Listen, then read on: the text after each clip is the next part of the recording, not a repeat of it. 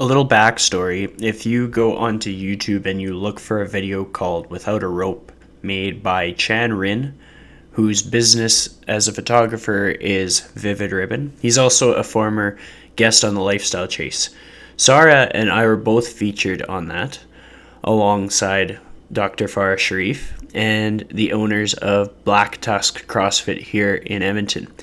And it just kind of got me thinking, what is Sarah all about? And I knew her background in dance, and I've seen her as a coach at Champs, and I wanted to get to know her story, and so you get to experience that too. Let's dive in. All right, you ready for this? Yeah, let's do it. Robbie, I swear to God, are you going to play nice today? Welcome to The Lifestyle Chase, Season 2.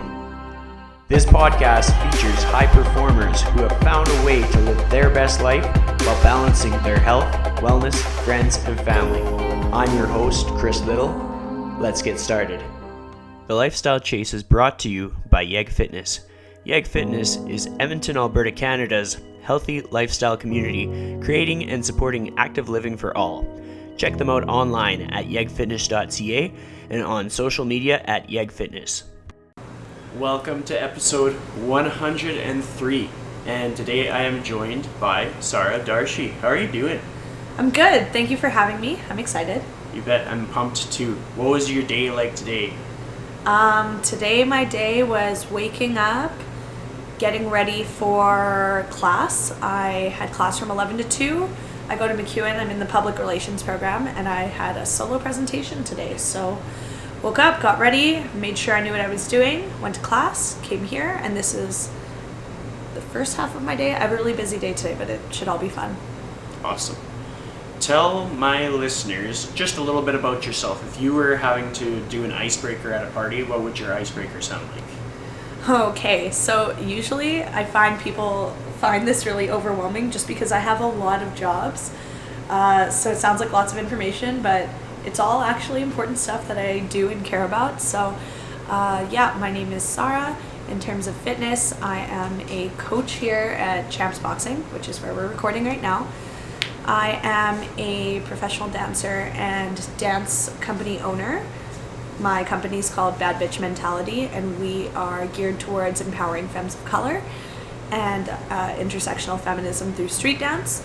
So I do that. I'm a McEwen Public Relations student, and I'm graduating this year in April 2020. Very excited. What else do I do? I am a social media manager here at Champs, and also for a couple different other companies.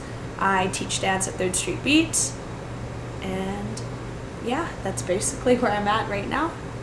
Has there ever been a time in your life where you didn't have dance, and what was that like?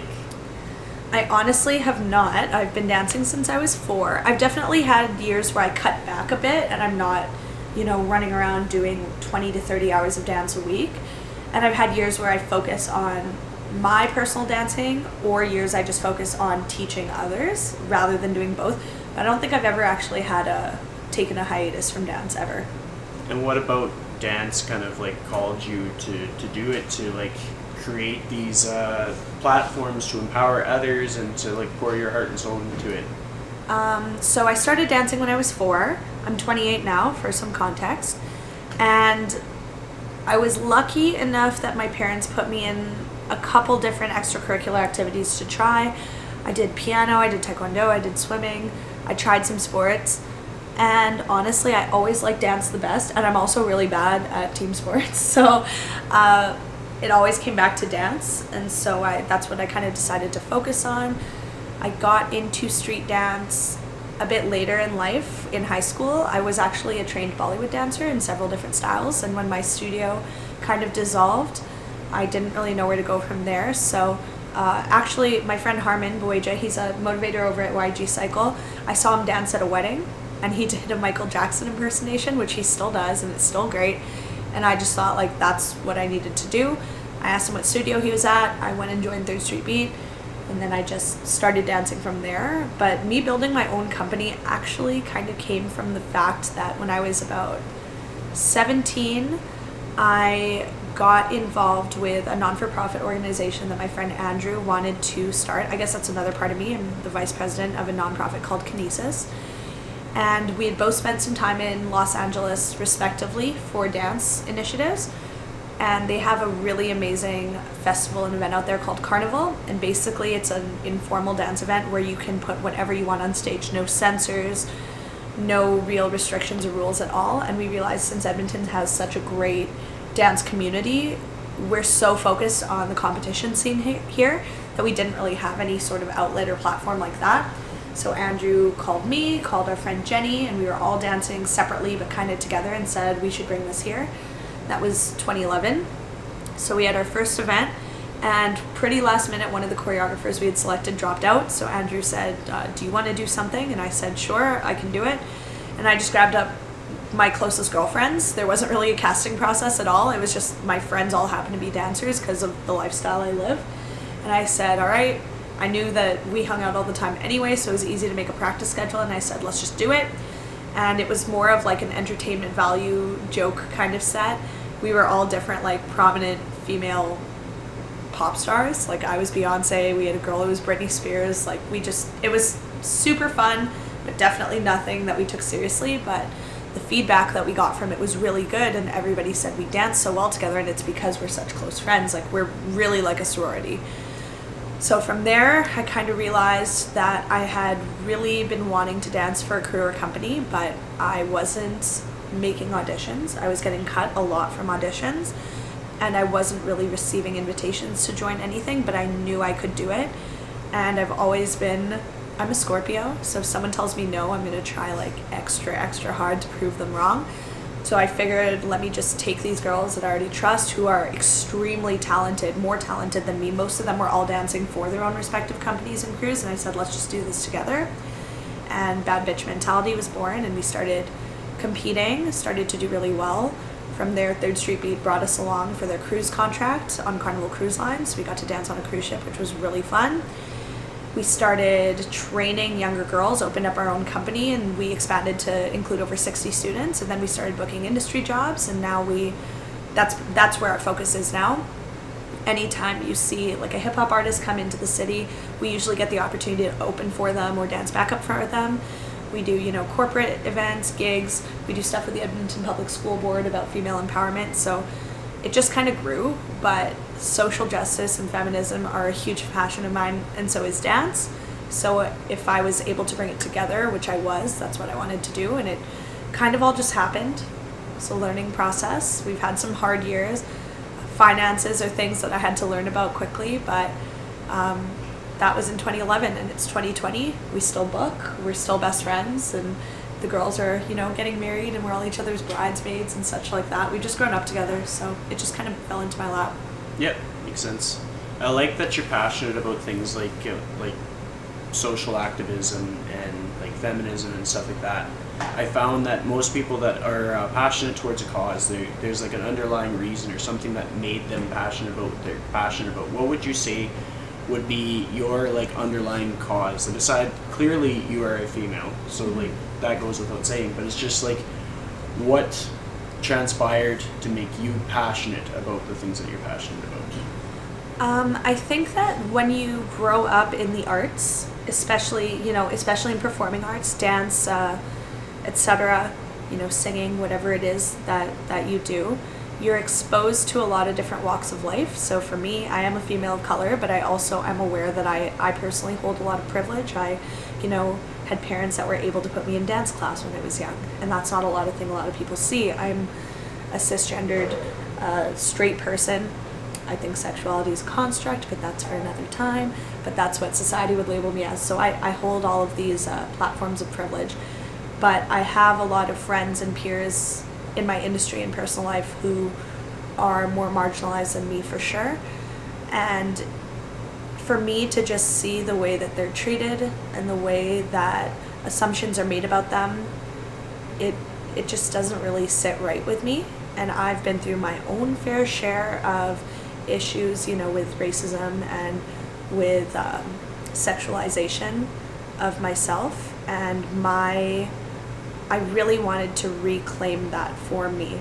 So with Bad Bitch Mentality, we're not only about empowering femmes of color, but it's about reclaiming the word bitch, because there is not really a male equivalent of that word in the dictionary. There are lots of names you can call men that are not nice, but nothing quite hits like the word bitch. So for me, it was about changing the definition and making it mean more of like a boss, someone who is in charge, someone who can't really be, defined by anyone else, and someone who's not really willing to take shit from anybody. So that was based off of my personal experiences, because I'm a very extroverted, outspoken individual, so it's a word I come across quite a lot. Not only that, I grew up working in the in the bar and service industry, and I know you have too, so I'm sure you've seen lots of questionable interactions between males and females in working in the nightlife industry. So for me, that was huge. And yeah, when you grow up as an Indian female, there are a lot of societal expectations placed upon you, like modesty, and it's a very patriarchal standard. But I have a very strong feminist mom, so for me, I am someone who's very comfortable with their sexuality and their body, and I want all people to feel that way. So for me, it was very important for me to create this platform, because I know growing up, I thought, because I wanted to dress a certain way, I would be letting down my culture or my parents, but that's just really not the case. And there was no real South Asian role model for me as a young girl to look up to, so I wanted to be that for someone else. I mean, now we have Jamila Jamil, we have Lily Singh, we have Priyanka Chopra, we have people who are South Asian women in the public eye, but that wasn't the case for me.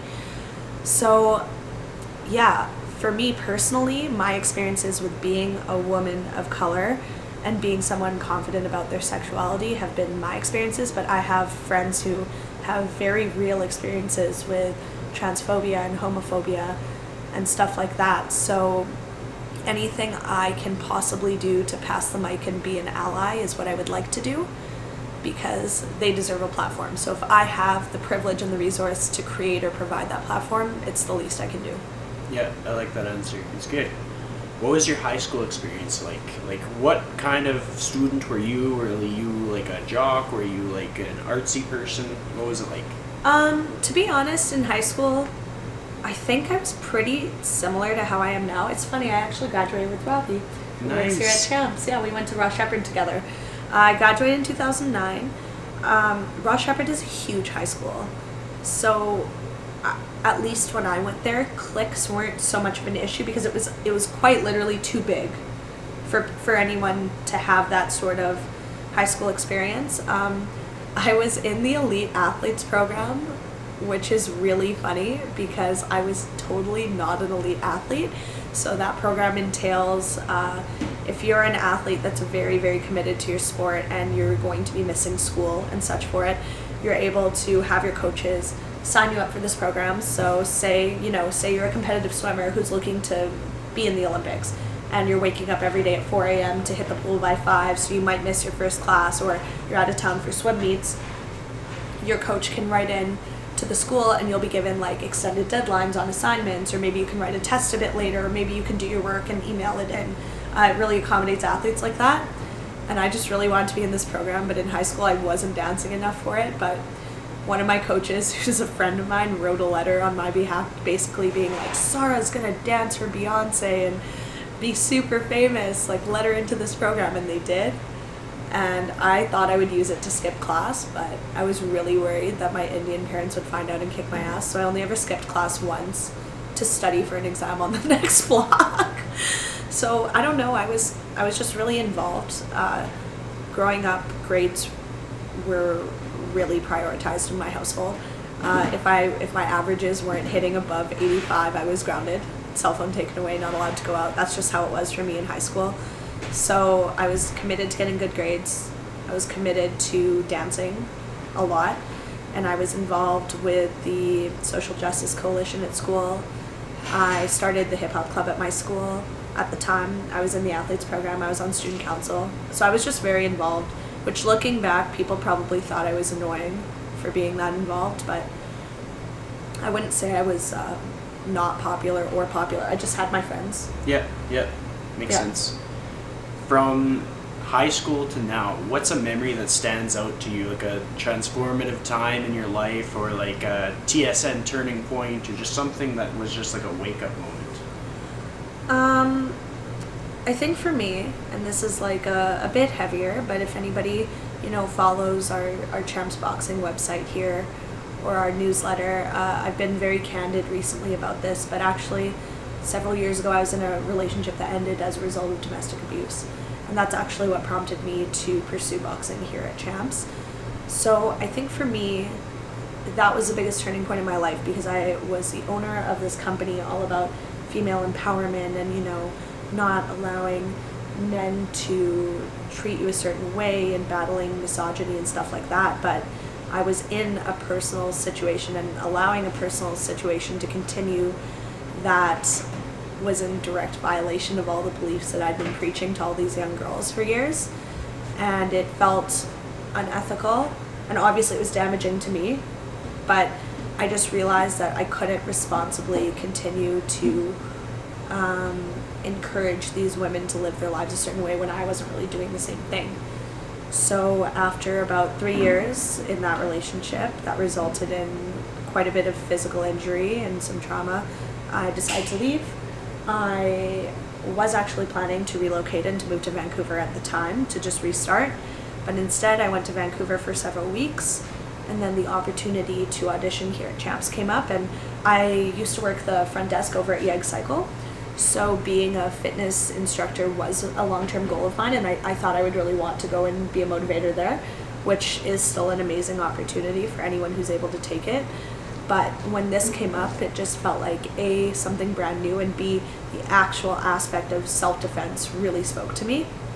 So even though coming into auditions, I was absolutely the least fit of the group, and I had no real experience, and like I said, I'm bad at sports, but I was coordinated from dance, and I understood music, and I really wanted it. So yeah, I just kind of turned my whole life around. I started here. I went through the audition process right off the jump. After auditions, I wasn't on the schedule right away because I needed more work than the rest of the coaches did, so I had to work really hard. And now I've been here for 2 years, and I'm really proud, and I love the classes that I've been able to create. I went back to school. After several years of being off, joined and got into the PR program, which is really competitive. I'm really happy about that. I met a new partner who I've been with for 2 years now, and he's wonderful. He has 2 beautiful little girls, so I kind of had to step into a new role there as well. So yeah, and over the past 3 years, my life has basically completely changed as a result of that experience. And although it's unfortunate and not ideal, I've definitely built a life I can be proud of now. Was there ever a point in that experience that you felt like that was it, like that was just going to be your norm and you're going to have to adapt? Totally. It was marriage was a thing we would talk about all the time, and so I would have moments where I would be like, okay, he'll change, or something will get better, or he would promise to change, and I was like, how am I going to be able to do this for the rest of my life? And it just got to a point where a really great turning factor was one of my best friends found out, and she told my parents, which I wasn't mad about because I would have done the same thing. So once my parents found out, they did everything they could to support me, but of course they couldn't make up my mind for me, and at the time I wasn't ready to leave. So I spent another 4 months with him after that, and it really strained my relationship with my parents because I was watching my parents' hearts break too, knowing that their daughter was going through this, and seeing what it was doing to my relationship with my family, realizing that I would show up every Tuesday and talk to these girls about standing up for yourself, and it feeling fake was not sitting right with me. Knowing I was lying to all my friends wasn't sitting right, and honestly the biggest reason why I was able to leave is being a mom someday is very important to me, and I realized if someone is that comfortable doing that in their partnership, how do you know how they'll treat their family moving forward? So I just kind of realized it was be unhappy forever or start over. With your parents' role in that, what was the most helpful thing that they did to support you, looking back on it? Again, I'm very lucky that I am in a position of financial privilege with my parents now. You know, my parents are first generation immigrants, and they've been through a lot of financial struggle and a lot of rebuilding as small business owners. You know, they've had very successful times and very, very low times. We've moved all over the States in my first 5 years of life chasing business opportunities, but now they're definitely financially stable and quite secure. So when this happened, when I was able to leave, they were scared for my safety and my mental health. I am also quite open about my battles with depression and anxiety, which I've gone through for maybe 10 years now. So they were very scared, and actually what they were able to do is call my best friend who lives in Vancouver, and they bought me a plane ticket to go spend 3 weeks out there. And I just, I didn't really do much. I did a lot of thinking, a lot of crying. I took a lot of dance classes out there, which was great. And I took a leave of absence from my job at the time. I was serving, and my boss at the time was just so wonderful and so supportive and assured me that I'd have a job on my way back in whenever I was ready. And that was really helpful too. My friends were really great. I just had a great support system. So my parents reached out to all my friends, reached out to my friends in Vancouver, flew me out there. And then from there I was kind of on my own, but it was great because I really love the city of Vancouver. It's like my second home. And I was just able to come back and reset. And I'm not sure if I would have healed as fast as I did without that. Did you have any reluctance to taking that step back from so many things, like to kind of pick up, go to Vancouver? Like, were you scared of things like employment, or scared of things like family or different commitments?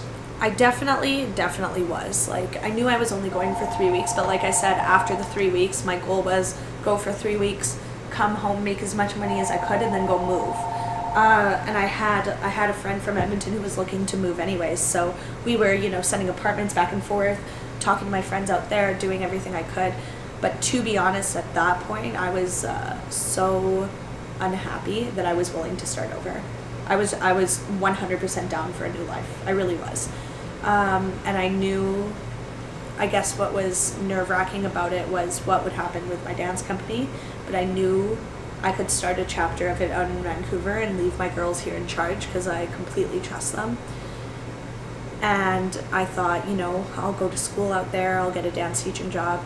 What's nice about the dance community is I do have a lot of friends and connections out there in Vancouver, and I figured I would be okay. But at that point, I don't really think I was thinking responsibly. It was just I need to get out. I need to have literally have a brand new life.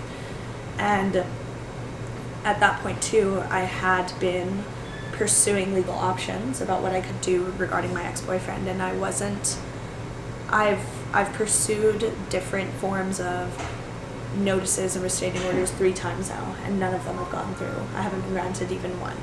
So even now, even though I've chosen to live in Edmonton, there's no real guarantee of my safety or security here because the police were not able to help me any of the times I've gone in, including my best friend being a police officer and writing me a recommendation, including me enclosing photographs of my injuries, text messages. None of it has helped. So it's quite discouraging, but to me it's just reason to figure it out on my own, I guess. There's not really an option. Mm-hmm. But I am happy that I chose to stay here because the timing just worked out great. As soon as I came home from Vancouver, the Chaps auditions were posted. And I talked to Farah because I'd worked with her at YG, and she was very honest with me. She said, it's an audition. You do auditions all the time for dance. You know how it goes. If you get it, you get it. If you don't, you're cut. I said, yeah, I know what it's like to get cut. And then I heard Robbie was on board, and it was funny because we had disconnected after high school and weren't really friends, and I was a bit nervous about that. But coming in, he was really supportive and tried really hard to get me on the same page as everyone else because, again, I didn't come from a fitness background. The rest of the staff were personal trainers, spin instructors, yoga teachers, people who had all had real jobs in fitness. I worked the front desk, and I was a regular at YEG. And I'm a dance teacher, which is its own type of fitness, but it wasn't quite the same. So I was very nervous, and I felt like the odd one out. But like anything, you just have to work. Yep. Well, one thing that I reflect on with how you're describing your experiences in fitness is you talk about how you're not an athlete, but I'm you're an athlete. You're totally an athlete. There's people that are looking up to you that will hopefully listen to this episode, and they're considering themselves an athlete because they aspire to be like you. So you got to stop not calling yourself an athlete. Give your head a shake. I think with dance, it's very interesting because there's a lot of stigma surrounding dance, and I think actually something that really helped with the performing arts. Did you see the Netflix series Cheer? Yeah, I actually watched a few episodes of that. Yeah, and what I love is it is primarily focused on the athletics behind it. You know what I mean? I cheered in high school. I was very bad, I will say this. We didn't have a dance team, and I thought it would be the same. It's not the same, like at all. And just where my height and weight is, I technically would have been the girl to get tossed, but I am very, very afraid of that. So I tried my best to be a base, but I also wasn't really strong enough to do that. So basically I would like hide in the back and then come to the front for the dance bits and then like go back and hide in the back. Yeah. But it was fun because I love performing. Yeah, dance fitness is very interesting. I was talking about Erin, who works here, about this the other day. To go that full out and exert yourself that much for 5 minutes on stage, like, is crazy. Like, if I come here to Champs and do a 60-minute class, I sweat as much in a 60-minute class as I do after 5 minutes of full out dancing on stage, because there's the stage lights and there's the adrenaline and there's so much going on. You know, you put your body through a lot of stuff. I was talking to my friend Ryan the other day. He's also a YEG Cycle motivator, but he's a dancer I grew up with my whole life. Currently, there are actually a lot of dancers who have crossed over into fitness in the city. There's myself, there's Tatiana Driesbach, who works here at Champs and is a cycle bar instructor. And then there's Harmon Boeja, Josh Capulong, and Ryan Okel, all are motivators at YG Cycle, but they're all very, very prominent leaders in Edmonton's urban dance scene. Amazing dancers, look up to all of them. But one thing Ryan said to me is, when we were talking, he said, how often does the regular average person lift their hands up above their head or shoulders in a day? And I thought about it. He was like, you reach something and you bring it back down, right? And I was like, I guess. And he was like, we have our hands all the way up here, all the way around, while leaning, while going down to the ground, while having to be back up in one count. And it's nothing. And we just do it. When you think about how much you're exerting on your body, that's a lot. Yeah. It's a lot. And catching beats and like making sure your face is good. And you know, one thing I tell my students a lot is that dancers have to be the 3 A's. So you're an athlete, you're an artist, and you're an actor. But most people are only one of those things. I think dance is very special. I care a lot about dance. You're giving your audience a sense of sensory overlap because you're trying to make them see music. And I think that that's a very difficult and interesting task, because if you're a music lover, like myself, I love music so much, and my partner makes music, and he is the most talented musician I've ever seen, really. He makes and produces music, and I learn a lot more from being with him as well. But to take an emotional song and let someone see it rather than just hear it in their headphones, it's daunting, because you have to do it justice. Yeah. Or you want people to have fun, or you want people to feel upset. Like, I don't think dance is always about positive entertainment. I think it's about making people feel uncomfortable too. Yeah. Well, just evoking emotions of any description, but like having people actually feel it, because it's more than just what they hear, it's what they see and what they're experiencing and the energy that people captivate. Yeah, exactly. And I think it's one of those things that unless you know someone who does it, or watch it and see it, or are involved in it, I think it's a thing that gets taken for granted a lot. Like, oh yeah, okay, she's a dancer, but it exerts a lot from you. It requires a lot from you emotionally too, not just physically. And it's about making connections with people on your team, the same as you do a team sport. If you don't trust the people around you in a routine, it's not going to go well. And in any experience I've had adjudicating routines, I can tell when the people on stage are friends versus when they're just slapped together and put on a team and asked to go compete, because you can see it. Yeah. You can see who trusts each other. It's the same thing as watching, like, the only sport I really watch is basketball, but you can tell when a team doesn't have synergy. Yep. They don't play well in any sport, I think, right? Like, yeah, if they don't vibe and if they don't have communication and trust, it's not a solo sport. You're not supposed to play for yourself. You're supposed to do it for your team. And I tell my kids that all the time when they're on stage. I'm like, if you guys want to do a solo, you can sign up to do a solo with me. But if you're here to be on this team, you're a team member. It's not the you show.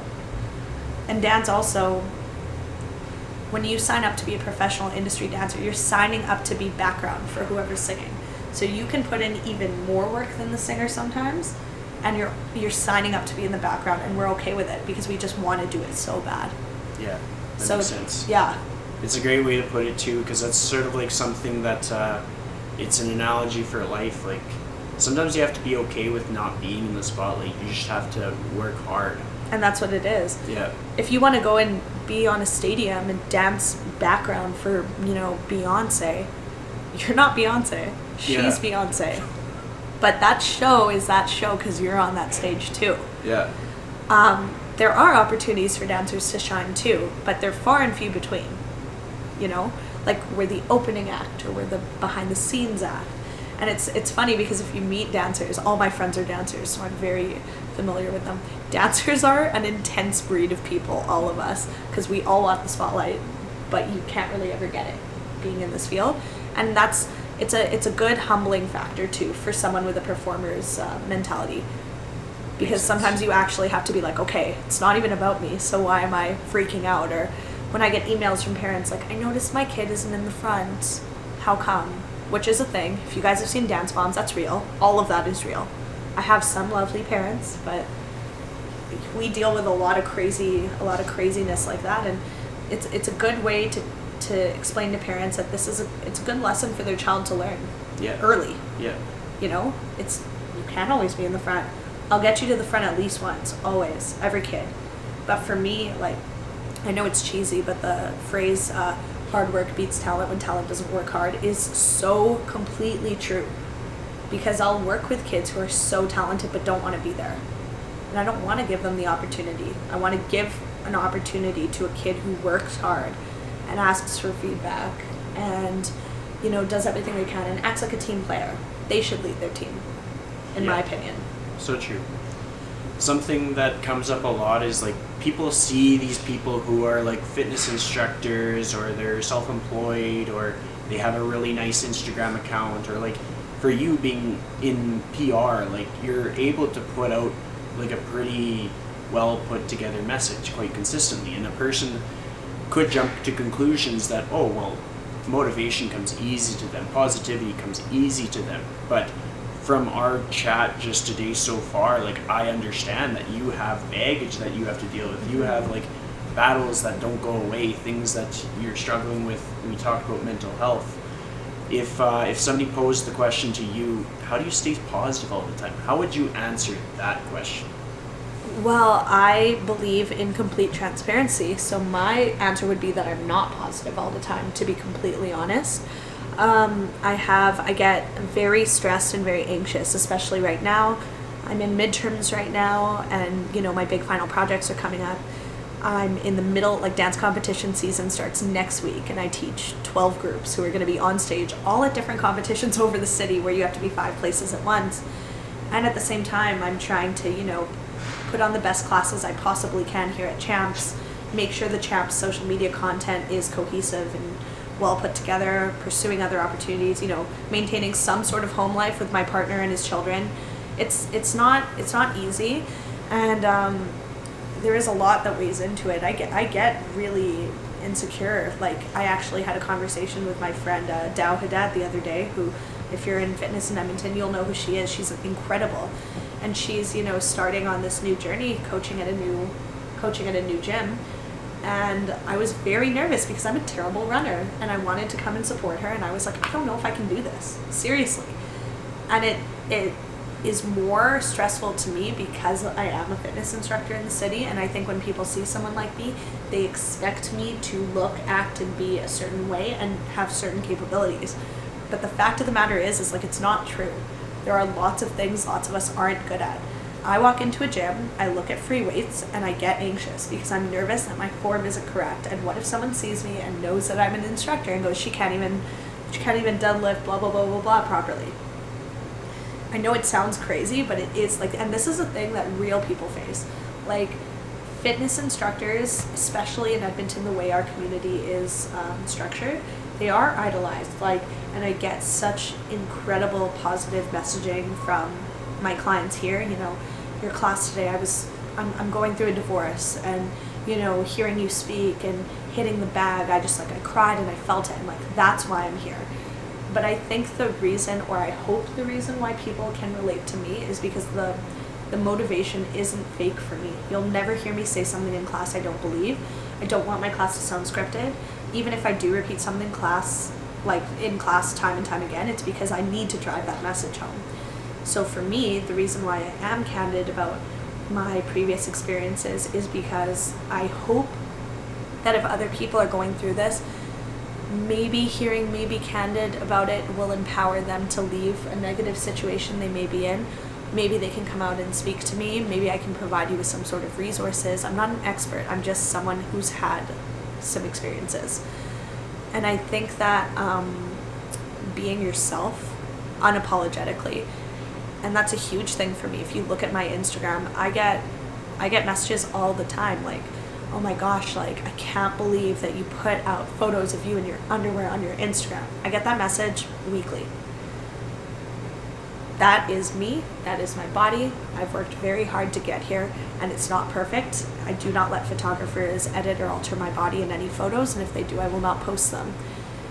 For me, that's me reclaiming a part of me, which is what I look like and what I want to put out there. And I think that the power in that is that I posted it, and I'm letting you see it. You didn't get to steal it from me. You didn't get to just have it. I'm letting you see it. And it's that element that keeps me in control. So I think that, yeah, in terms of positivity, people are human and you don't have to be positive all the time. And your fitness coach, trust me, is not positive all the time, no matter who they are. Like, you're a personal trainer. You obviously have bad days. Yeah. Well, I'm always pretty open about it. I've had people be like, oh, how's it going? I'm like, shitty. It's going shitty. Same, totally. And like, I'll have days where like I'll email a prof and I'm like, hey, I'm not coming to class today because I literally can't, and I need a me day, and I'm sorry, and it is what it is, but this is like where we're at. And you know, as long as I'm open about it and I'm not lying, it's okay with them. So, because in the end I'm gonna hand in my assignment on time and my test is gonna be done and whatever. But I think I think something that people need to understand about Instagram and social media is it's a highlight reel. It is, you might see, like, if you see me on the daily, like, what you're going to see is, at school, to be honest. Today I'm wearing real clothes because I have an interview after this and I had a presentation in class. But honestly, if you see me, I'm in Lulu's and very little makeup and hair up and a giant sweatshirt. And then you go to my Instagram and you're like, oh, a lingerie fitness swimwear model. It's just a slice of my life. There are lots of other slices of my life. And yeah, I show the best of me on my Instagram. And it's actually funny because I think girls can relate to this, but one thing that I find myself doing is if I ever have a really, really, really bad day, sometimes I'll, go through my vaults and find a photo of myself that like really makes me feel good, and I'll post it. And I know it's shitty to ask for gratification from strangers, but sometimes seeing someone say, you go girl, sometimes that's what you need. Yeah. And I don't think there's any shame in looking for or asking for that. I really don't. I know that a lot of men, not all men, will say, oh, you just post that for attention, you just post for like, sometimes, yeah. Sometimes you need it. Sometimes you're feeling really, really low. And like I said, I have extreme levels of depression that I am openly medicated for, and I will talk about that. So sometimes if I need like a you're doing great, and that's like my love language, that's the thing I've had to talk about with my partner. I'm words of affirmation. I need to hear I'm doing okay because I feel like I spend so much of my life trying to make people proud and trying to make myself proud. So I think that admitting those things about yourself is a really big step. Nobody's perfect. Nobody, like, if you can have a super uncurated Instagram feed that is yourself, like, I applaud you, and that's amazing. For me, I use my Instagram for a multitude of things. It's a branding tool. It's my modeling portfolio. It is promotional content for all my different jobs that I do, which do require a ton of shameless self-promo. And I know it's annoying sometimes, but I have to do it. But if you really want to get to know me, all you have to do is ask. And that's another part of control. I choose not to let everyone into every part of my life because I'm allowed to guard what's important to me, and I think everybody should.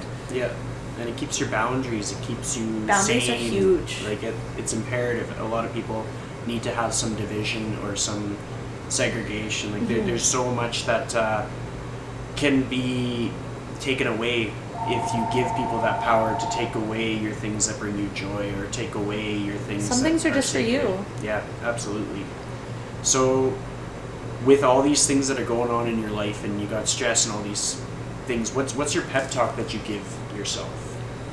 I have a playlist that I listen to in the morning that's just kind of like music that makes me feel badass. I usually wake up to it, try to give myself some time in the morning to, just brush my teeth to it, drink my coffee to it, whatever, get to school.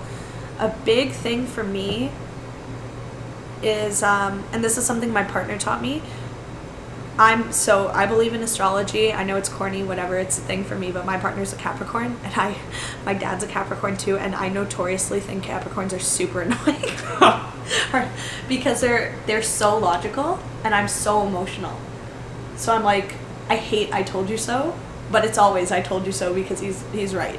So I guess one thing that I've learned from him is that it's all going to be worth it later. I would always just see things that were right in front of me rather than the steps moving ahead. So one thing I'm really learning is that all of this work I put in now is going to benefit me and him in the future, where we can have a great life, where I can continue work in advocacy without being stressed, where I can take on the type of clients in a digital marketing setting that I want to work with, where he can be free and open to do his music full time, and where his kids can have a great life with us and with their mom respectively. And sometimes I just have to tell myself that, yeah, it's stressful, but I'm making a difference. And the type of people that are in my life are all people who place importance on that. I don't knock anyone who just lives their life for themselves, and honestly I think that that's a really amazing aspect of everyone's life. You should. But for me, I'm an empath too. If I'm not creating tangible or positive change, or like bringing it back to like using my privilege and my platforms to create good, then like what's the point, in my opinion, for me? And that's not a mentality everyone needs to carry. But for me, like, what's the point in going on stage and dancing if I'm not helping or doing something for someone else? Or I think that's the biggest reason why at Champs every single coach here coaches. We love the workout, we love each other, we love the facility, it's great, all of this is great. But I think if you talk to any coach, and if you ask Jelena why she started this, it's not just because she loves boxing or because she's the 8-time WBA champion, which is like a huge, like, she lives in Edmonton. Like, we have like a hero in Edmonton. It's insane. And people take that for granted, and I feel that. So when I look at someone badass like that, and I talk to her about struggles I've been through, and she takes the opportunity to help me, that's what I want to be able to do for other people.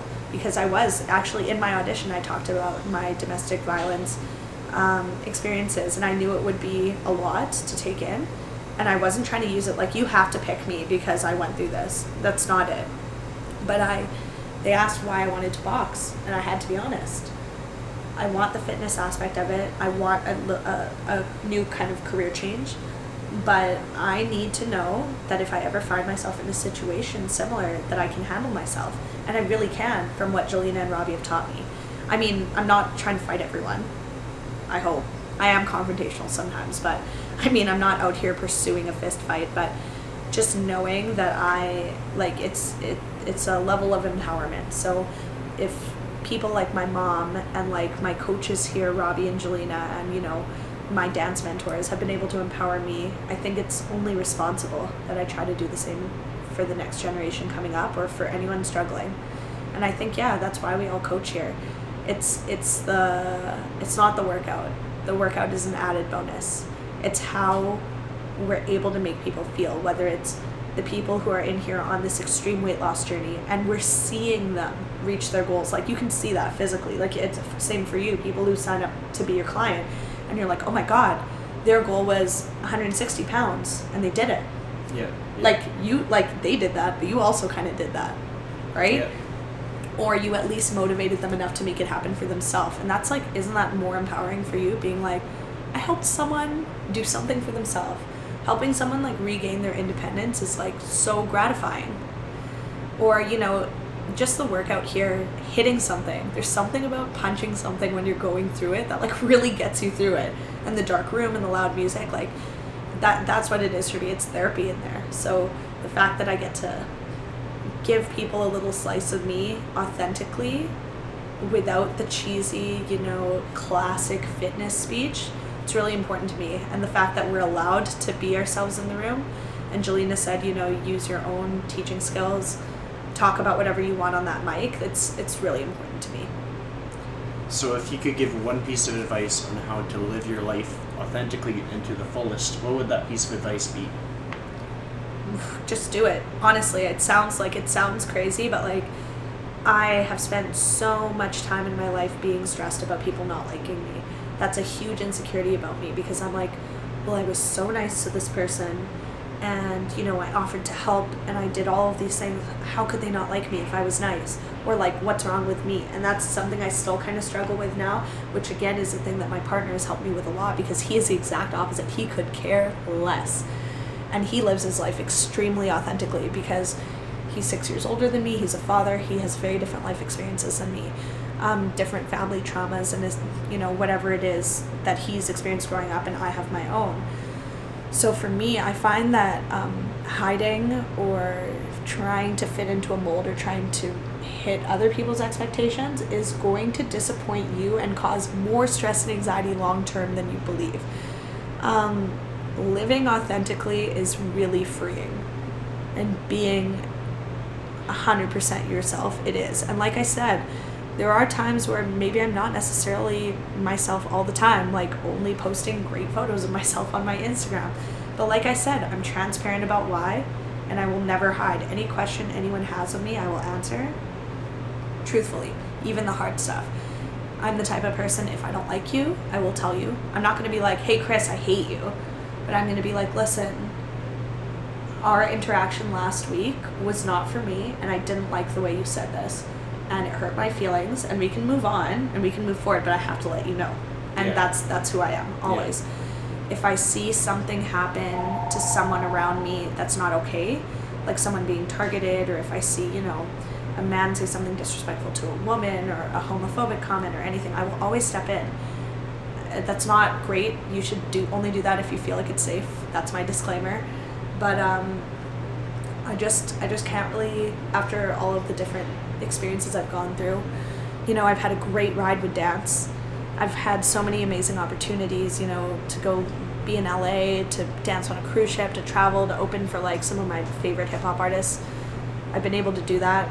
I've been able to coach here and learn from, you know, world champions. But I've had a lot of really, really sad things happen too. And I've had a lot of, you know, life-altering, kind of like soul-crushing experiences too. And at this point, at 28, I can't really like stall or look back. It's forward or nothing. Yeah. So you just have to, there has to be a point in your life where you decide that. And unfortunately for me, the turning point was like a negative situation happening. And it won't be like that for everyone. Maybe you get such an amazing opportunity that you're like, oh my God, I can do this, so now I'm going to go with it. And that's great too. But whatever it is, even like when I watch my girlfriends go through breakups and stuff like that, there will be a day, and I know people don't believe you, one day you're going to wake up and you're just going to be okay. Yep. Seriously. Yep. And it, like, I know that sounds like almost dismissive, but like that's actually true. Like you can go through something horrific, and one day, and you'll deal with the trauma forever. That's not a thing you get to just shake. But one day you'll wake up and you'll say like, I can live my life again. So you just have to do it. And I just think, life's too short not to be excellent. That's a great way to finish off our episode together. So thank you for joining me today. Thank you. I'm stoked to hear it. I want to leave you with a message to take home with you. Check on your strong friends. If you have a strong friend in your life, someone that you aspire to be more like, someone that you see as being unstoppable, check on them. Hit them up with a text message, invite them for coffee, make them dinner, go for a workout with them, give them a hug. You don't have to have a reason. You don't have to have an excuse. Just do it. Thank you for supporting the Lifestyle Chase.